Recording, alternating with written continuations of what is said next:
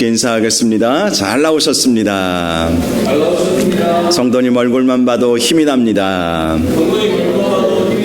사랑하고 축복합니다. 사랑하고 축복합니다.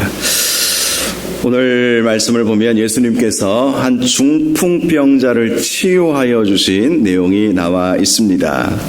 중풍병은 주로 뇌출혈로 인해서 온 몸이 마비가 되어서 스스로 거동하기 어려운 질병을 말합니다. 그래서 예수님께서 중풍병자를 고쳐주신 사건을 보면 그 사람의 믿음 때문에 고쳐주신 일도 있었지만 그는 스스로 거동하기 어렵기 때문에 다른 친구들의 믿음을 보고 다른 사람들의 믿음을 보고 그 중풍병을 고쳐주신 내용도 나와 있습니다. 예를 들어서 누가복음 7장을 보면 백부장의 하인의 경우에도 중풍병에 걸렸었거든요. 그런데 이 백부장의 하인이 믿음으로 말씀만 하사 한 말씀만 해주셔도 내 하인의 병이 낫겠나이다. 그렇게 말하자 예수님께서 그 백부장의 믿음을 보시고 그 믿은 대로 되리라 이렇게 선포해 주시면서 그 백부장의 하인의 중풍병을 고쳐주신 일이 있었던 것이죠. 오늘 본문에 등장하고 있는 이 중풍병자도 이 중풍병자가 얼마나 큰 믿음을 가지고 있었는지보다는 물론 그가 전혀 믿음이 없었다라고 단정하기는 어렵지만 그 친구들, 중풍병자의 친구들의 믿음을 보시고 예수님께서 그 중풍병자를 고쳐주셨다라는 것을 오늘 본문이 우리에게 보여주고 있습니다. 오늘 본문 17절을 보면 예수님께서 어느 집에 들어가셨다라고 말씀을 하는데 다른 복음서를 보니까 베드로의 집에 들어가신 것으로 그렇게 기록을 하고 있습니다. 어부 베드로의 집, 그리 크지는 않았을 것입니다. 그 베드로의 집에 들어가셔서 예수님께서 말씀을 가르치실 때에 갈릴리의 각 마을과 유대와 예루살렘에서 온 바리새인과 율법 교사들이 그 자리에 함께 있게 되었던 것입니다.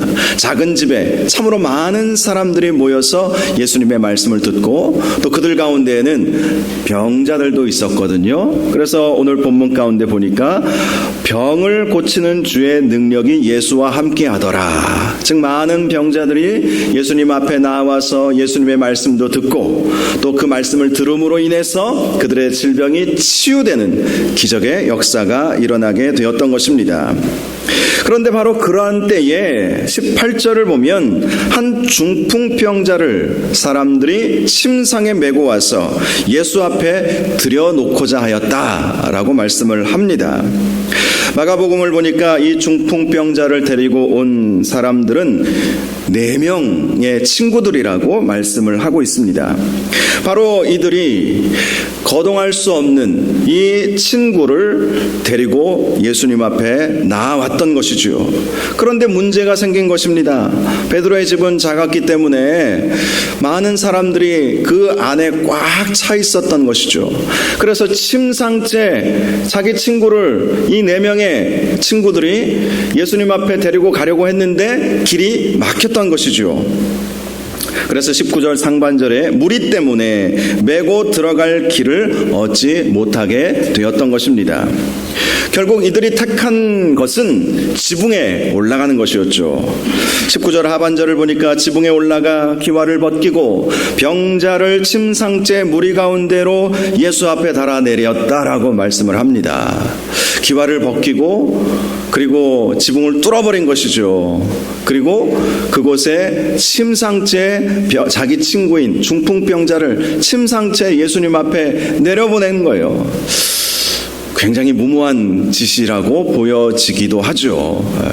얼마나 먼지가 많이 났겠습니까? 지붕을 뚫고 당시 팔레스타인의 가옥은 흙으로 만들었기 때문에 이 지붕을 뚫고 내려온다면 막 흙이 막 위에서 떨어지고 먼지가 날리고 막 그러지 않았겠어요? 이런 민폐가 또 어디 있겠습니까? 그런데 이 친구들은 내 친구인 중풍병에 걸린 내 친구를 살리고자 그런 무모한 짓을 벌이게 되었던 것입니다. 다른 사람들은 아마 불평했을 거예요. 이 뭐 하는 짓이요? 하면서 불평하기도 하고 나무라기도 했을 것입니다. 그런데 예수님께서는 그 친구들의 믿음을 보셨다라고 말씀합니다. 20절을 보니까 예수께서 그들의 믿음을 보시고 이르되 이 사람아 내 죄사함을 받았느니라 이렇게 말씀을 해 주셨던 것입니다. 물론 이 중풍병에 걸린 사람이 죄 때문에 그 병에 걸린 것은 아니었을 것입니다. 물론 그럴 수도 있고요. 예수님께서 특별히 이 죄 사함을 강조하신 이유는 사람은 육신의 질병의 치유보다 죄 용서함이 먼저 이루어져야 했기 때문이었습니다. 실제로 육신이 아무리 건강해진다 할지라도 죄의 용서함을 받지 못하면 이 세상에서는 건강하게 살아갈 수 있을지 몰라도 천국에는 갈 수 없지 않겠습니까? 가장 중요한 것이 사실은 우리 육신의 질병의 문제이기보다도 우리 영혼의 문제, 죄사함의 문제였던 것이죠. 그래서 예수님은 이 중풍병자를 향해서 먼저 내 죄사함을 받았느니라 이렇게 말씀을 해 주셨다는 것입니다.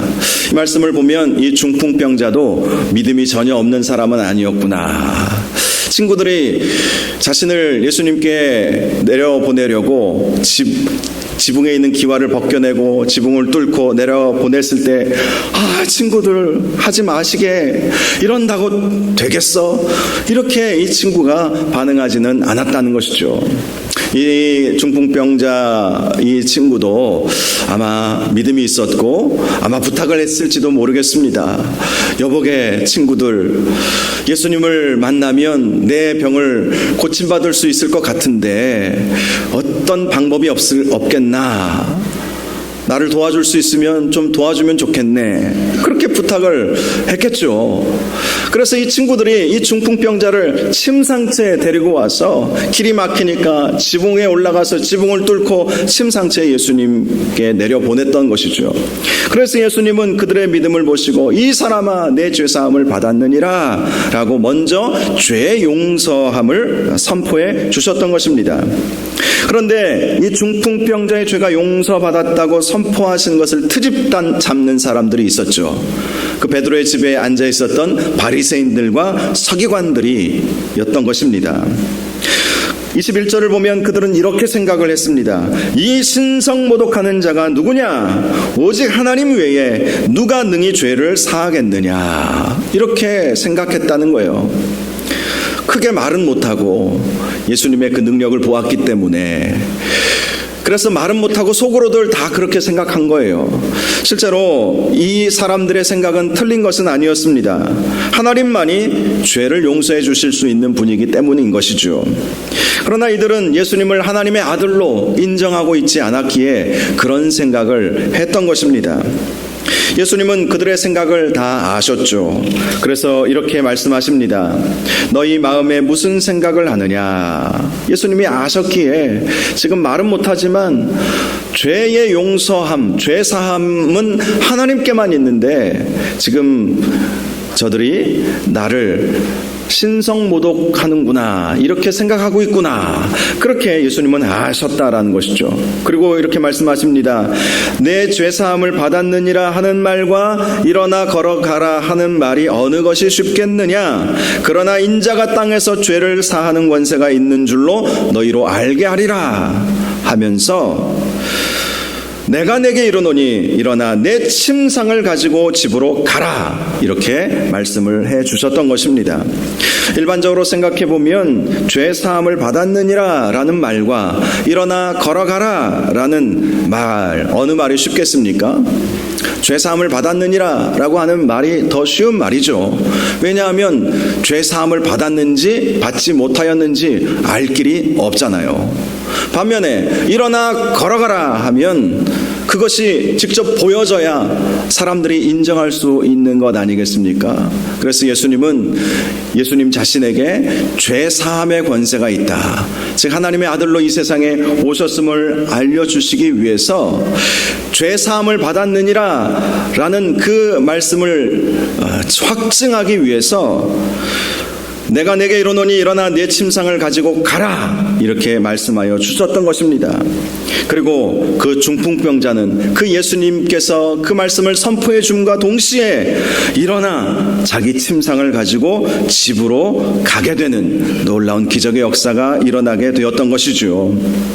그 중풍병자는 곧 일어나 그 누웠던 것을 가지고 하나님께 영광을 돌리며 자기 집으로 돌아가게 된 것입니다. 당시 예수님의 치유는 완전한 치유였다라는 것을 말씀하여 주시는 것입니다. 불완전한 치유였다면 그가 스스로 자기 침상을 가지고 뚜벅뚜벅 걸어가지는 못했을 것입니다. 뭔가 좀 불완전했다면 쩔뚝거리면서 겨우 기어서라든지 아니면 겨우 한 걸음 이렇게 내디디면서 걸어갔겠지만, 예수님의 치유는 완전한 치유였기 때문에 자기 침상을 자기 손에 들고 담대하게 당당하게 걸어 나가게 되었던 것입니다. 그리고 그는 하나님께 영광을 올려드렸습니다. 그리고 그것을 지켜본 사람들도 하나님께 영광을 올려드리며 다 놀라게 되었습니다. 그리고 그들은 심히 두려워하여 이르되 오늘 우리가 놀라운 일을 보았다라고 말할 수밖에 없게 되었던 것입니다. 제가 오늘 주목하고 싶은 것은, 그렇다면 이 중풍병자의 친구들은 어떻게 해서 자기 친구인 중풍병자를 어찌 보면 너무나도 무모하게 지붕을 뚫고 예수님께 내려보낼 수 있었을까, 이런 생각을 해보는 것이죠. 제가 말씀을 묵상하면서 발견하게 된 것은, 이 중풍병자가 건강했을 때부터 자기 친구들과의 관계를 잘 했기 때문이라는 사실을 발견하게 되었습니다. 그러니 무모한 방법이라도 써서 다른 사람들이 뭐라고 하고, 또 사실 나중에 수리비 청구 받으면 그 청구액이 어마어마하지 않겠어요? 지붕을 뚫고 그 침상채 내려버렸으니 이 조그만 구멍도 아니에요. 지붕을 완전히 다시 갈아야 할 그런 상황이지 않았겠습니까? 그래서 나중에 손해배상도 다 각오한 것이죠. 다른 사람들의 책망도 각오한 것입니다. 비난도 각오한 것입니다.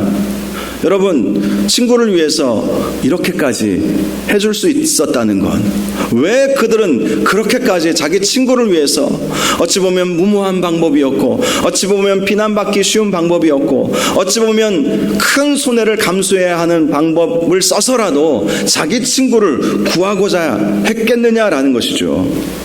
그것은 이 중풍병자가 그 친구들과의 좋은 인간관계를 유지하고 있었기 때문에 가능한 일이었다는 것입니다.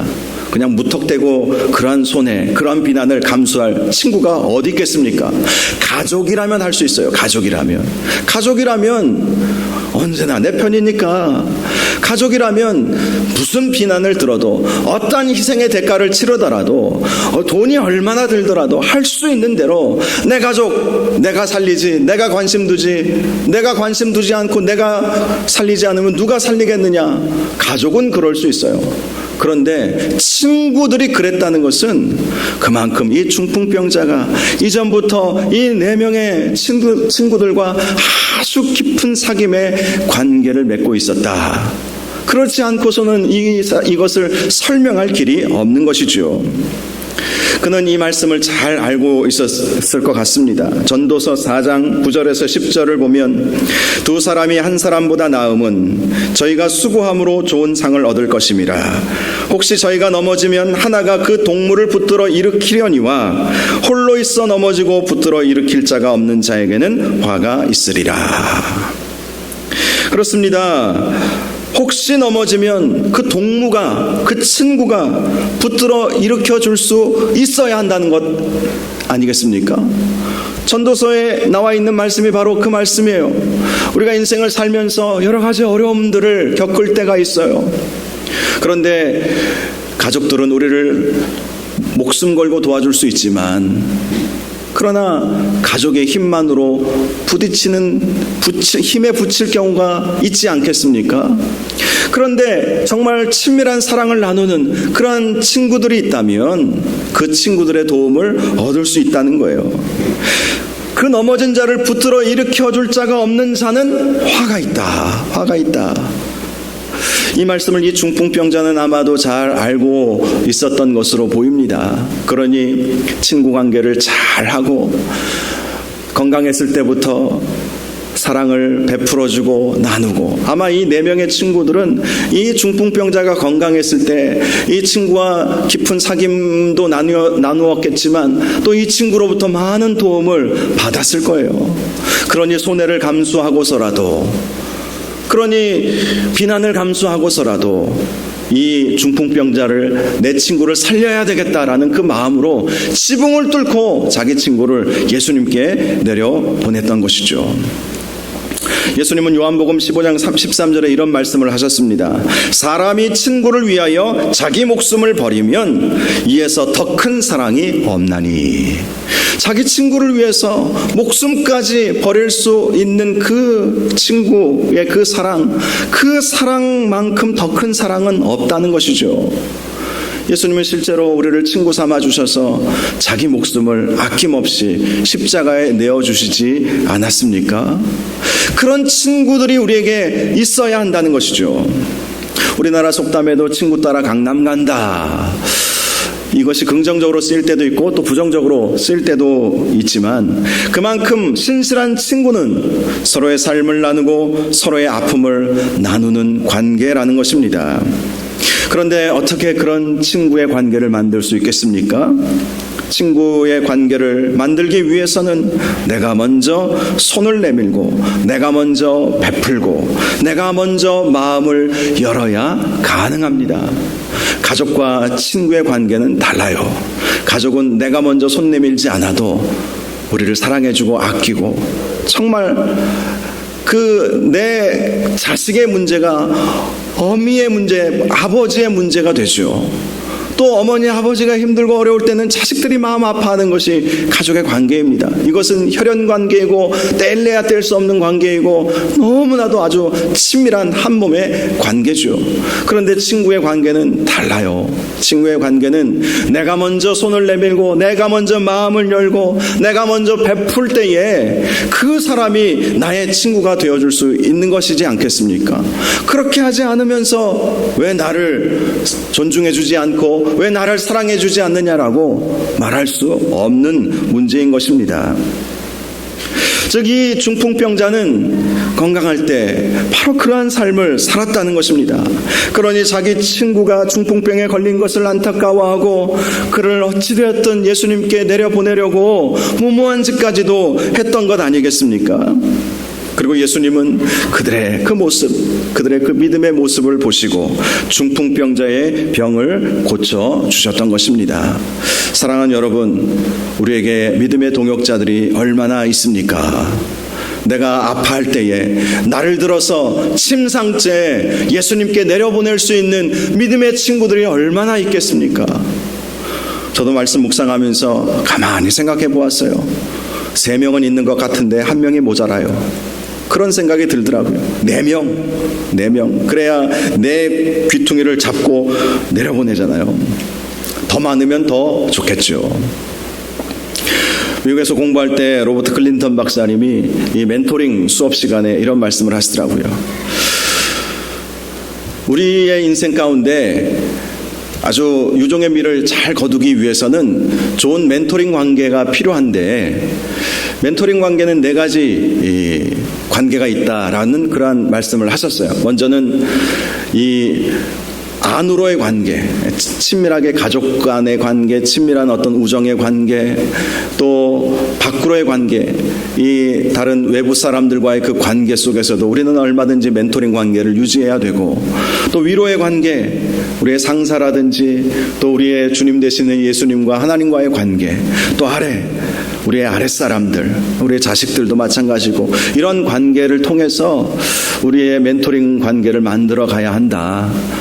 그리고 유종의 미를 잘 거두었던 사람들을 보니까, 조사해 보니까 공통적으로 대부분 다 15명, 10명에서 15명의 정말 친밀한 믿음의 친구들이 있었다. 나이를 떠나서 얼마나 좋은 믿음의 관계를 형성하고 있느냐, 거기에 따라서 우리의 인생이 유종의 미를 거둘 수도 있고 그렇지 못할 수도 있다는 사실을 말씀하여 주셨습니다. 정말 중요한 문제인 거예요. 만약에 이 중풍병자에게 신실한 친구들이 없었다면 그는 예수님께 나아갈 수도 없었겠죠. 그러면 그는 평생 그렇게 힘들어하면서 그렇게 살다가 죽었을 것입니다. 그런데 그에게 믿음의 친구들이 있었기 때문에 그 믿음을 예수님께서 보시고 이 중풍병자의 죄를 용서해 주시고 일어나 걸어가라 라고 말씀하여 주시면서 이 중풍병자의 병을 고쳐주셨던 것입니다. 제가 오늘 말씀의 제목을 이렇게 잡아보았습니다. 중풍병자의 친구들은 왜 그랬을까? 왜 그랬을까? 왜 그렇게 무모한 짓을 했을까? 물론 이들이 믿음이 있었기 때문이기도 했지만 그만큼 중풍병자와 친밀한 친구 관계를 형성하고 있었기 때문이었다라는 것입니다. 우리가 힘들어할 때 누가 우리를 대신해서 아파해주고 울어줄 수 있겠습니까? 물론 가족들도 그렇게 해줄 수 있겠지만 더 많은 믿음의 동역자들을 만들어 가셔서 서로가 힘들어하고 아파할 때에 서로가 서로를 도와줄 수 있는 은혜가 있기를 바랍니다. 정말 내가 힘들어할 때, 내가 눈물 흘릴 때, 내가 고통 중에 있을 때에 나 몰라라 하지 아니하고 내일처럼 생각해주고 같이 아파해주고 같이 눈물로 기도해줄 수 있는 그런 믿음의 동역자들이 우리에게 있어야 하는 것입니다. 그럴 때 우리가 아프고 힘들어할 때 그들이 힘이 되어주는 것이죠. 그들이 우리를 붙잡아 일으켜 주는 것입니다. 그런 자가 복 있는 자다. 그러나 그런 사람이 없으면 화 있는 자다. 전도서 말씀을 우리가 항상 기억하시고 우리가 중풍병자의 친구와 같은 그러한 친구들을 많이 만들어 가실 수 있기를 바랍니다. 그리고 먼저 내가 그런 친구가 되어 주시길 바랍니다. 그래서 우리가 힘들어할 때 함께 기도함으로 모든 질병들, 모든 경제적인 어려움들, 모든 아픔들 이런 것들이 함께 기도함으로 은혜롭게 다 해결받는 은혜가 있기를 주님의 이름으로 축원합니다. 이 밤에 기도할 때 주여 우리에게 믿음 주셔서 먼저는 믿음으로 우리의 질병이 고침받게 하여 주시옵시고 더불어서 좋은 믿음의 친구들을 많이 붙여주옵소서. 또 믿음의 친구들을 사귈 수 있도록 나에게 지혜를 주시고 마음을 열어서 내가 먼저 손을 내밀고 내가 먼저 눈물로 기도해 줄 수 있게 하여 주옵소서. 그래서 많은 동역자들, 많은 친구들이 생겨서 그들과 함께 주님의 나라와 주님의 영광을 위하여 쓰임받게 하여 주시옵소서. 이런 제목으로 오늘 말씀 생각하면서 먼저 함께 기도하겠습니다. 우리 주여 함께 부르짖고 기도합니다. 주여, 거룩하시고 존귀하신 아버지 하나님, 하나님 오늘 말씀을 통해서 우리에게 귀한 교훈을 주시니 감사합니다. 하나님 이 중풍